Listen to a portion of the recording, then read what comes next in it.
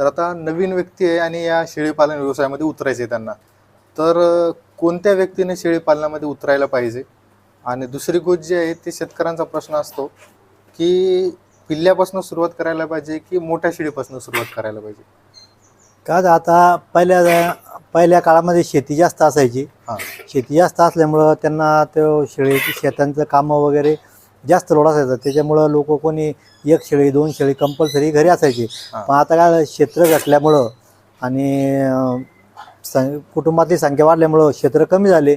कोणाला 1 acre 2 acre 5 एकरच्या आतमध्ये सगळ्यांना शेती आहे. बरोबर. शेतीमध्ये ते कुटुंबाचं भागत नाही. त्यासाठी काहीतरी पूरक जोडधंदा म्हणून लोक करतात. कोणी दुग्ध व्यवसाय करतं, कोणी कोंबडी पालन करतं, कोणी शेळी पालन करतं. पण शेळीपालनचं असं आहे, तुम्ही जर एक गाय घेतली तर ते एका गायीच्या चाऱ्यामध्ये 10 शेळ्या होतात. बरोबर. 10 शेळ्याच्या उत्पन्नामध्ये तुम्हाला जर जनरली कटिंग मार्केटचा जरी विचार केला आपण तर लाख ते 1.5 लाख रुपये तुम्हाला वर्षाकाठी उत्पन्न मिळतं. म्हणजे या उत्पन्नावर आपण वर्षभराचा जो घर खर्च आहे तो आपण निवडू शकतो. पण नवीन शेळीपालक जर कोणी असेल तर त्यांनी आपल्या मटन मार्केटसाठी आपल्याकडच्या उस्मानाबादी शेळ्यांचं जरी संगोपन केलं तरी चालतं.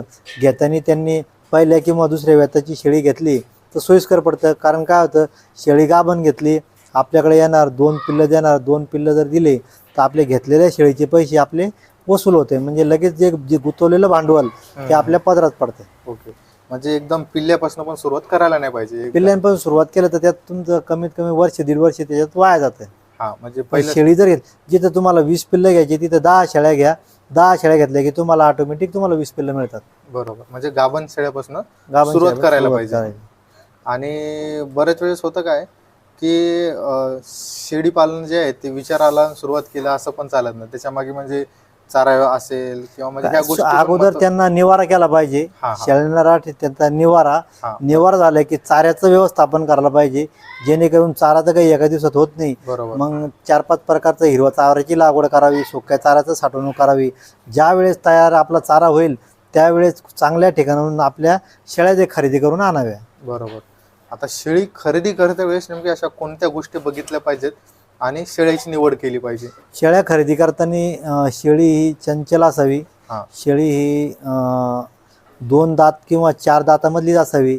शेळीची काच चांगली असावी, शेळीचे पाय चांगले असावे, शेळीचे शिंग चांगले असावे, जेणेकरून ती शेळी आपल्याला उत्पन्न चांगलं देईल.